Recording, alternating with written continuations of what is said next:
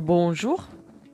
Aujourd'hui, j'ai envie de vous parler de quelques expressions qui sont souvent dans nos conversations. Le il faut et le je dois, qui soi-disant, dans le jargon en développement personnel, sont à éviter. Ces phrases en apparence anodines portent en elles des injonctions qui peuvent se révéler toxiques pour notre bien-être mental et émotionnel. Pourquoi les diabolise-t-on autant?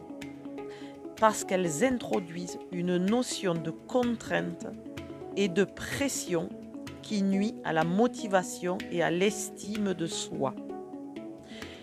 Nous allons parler du « il faut ».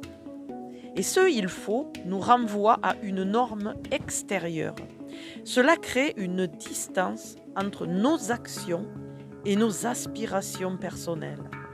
Quand on dit que il faut que je réussisse ou il faut que je sois parfait, on s'impose souvent des attentes irréalistes, parfois même dictées par des pressions sociales ou des croyances culturelles.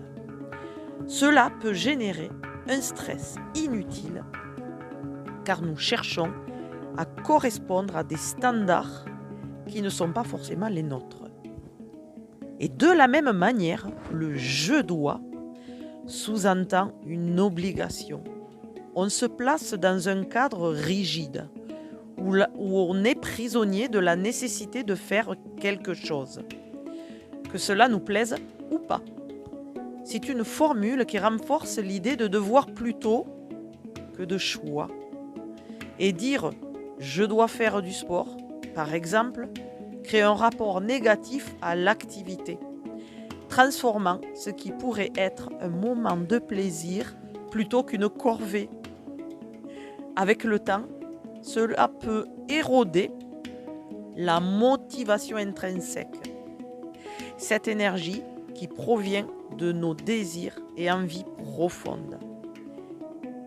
En développement personnel, l'idée est de se connecter à ses aspirations véritables, d'agir en fonction de ses choix et non sous la contrainte.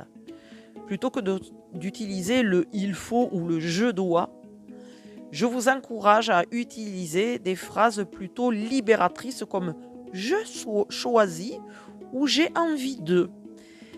Et ces formules placent l'individu dans une posture active et responsable, en le reconnectant à ses propres désirs.